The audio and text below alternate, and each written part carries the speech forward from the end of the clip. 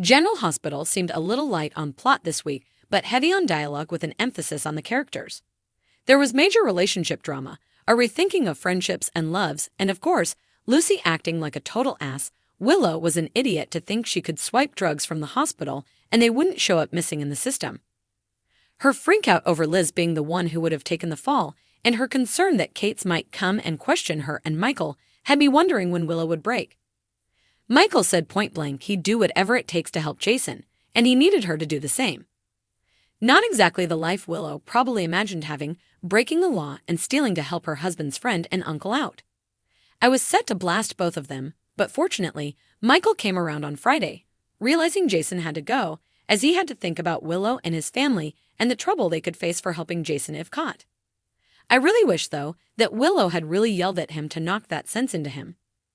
Joss was also an idiot for thinking Dex wouldn't eventually have to kill for Sunny, and really, girl, you don't think Jason ever did. You actually had to ask your mom if Sunny had Jason kill people before.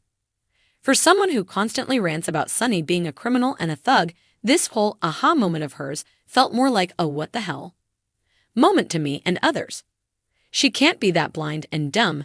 Then there was Dex, going to confess everything he'd done for Sunny to Anna, including Sunny shipping arms for Pikeman. Dude, how did you think this would turn out?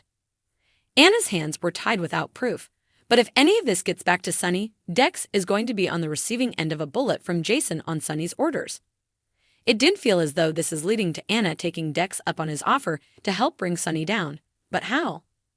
Maybe she'll ask him to consider joining the PCPD. Clearly, the Quartermain boathouse doesn't get much use, given that no one has found Jason there.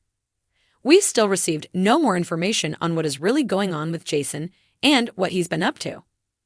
If John set him on this task, then why is he trying to find him? Does he want to help Jason escape? Has Jason been a government plant to try and find out who the real person in charge is and wants Sunny gone? So many questions, and we need more answers. Fortunately, the latest batch of General Hospital spoilers and the preview for next week indicate we won't be waiting much longer, and upcoming episodes should be pretty revealing and explosive. Friday's big cliffhanger was Jason turning himself into the cops and then telling Diane he wouldn't be behind bars very long. It sounds like he's counting on Kate's to get him out.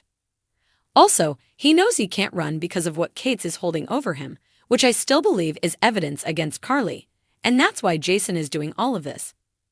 There seemed to be a lot of chemistry testing going on this week.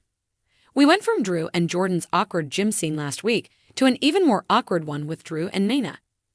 Drew let Nina know that while he still hates her guts, he broke up with Carly and fired her, so he's offering her her old job at Crimson Back. Just what?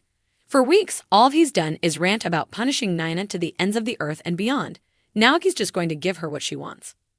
This made zero sense to me, aside from Drew saying he doesn't want his name attached to a failing magazine as he hates failure. Drew, my man, you are a failure. Honestly, it might be time to let Drew fade into the background.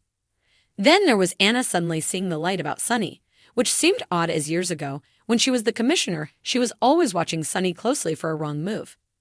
It felt like the entire point of Anna not seeing Sunny through Robin's eyes suddenly was to find a way to push her and John together.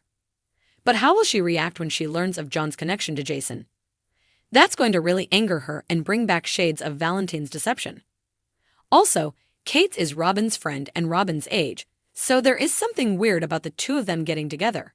But I didn't think the way they were drinking, they'd wake up in bed together. Finally, we had Sunny and Blaze's mom, Natalia, having a heart-to-heart over their gay children.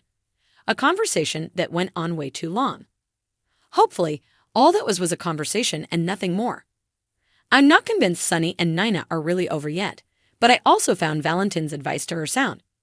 She's bending over backward for someone who isn't worth her time, called Sunny a hypocrite who writes people off when he has no use for them, and that she's forgotten who she is in the midst of all this drama with Sunny, Carly, Michael, and the others. Sadly, Valentine seemed to have shot down any hopes of a reunion with Nina by saying, just like Sunny, he's not worthy of her. Why not put Valentine and Nina back to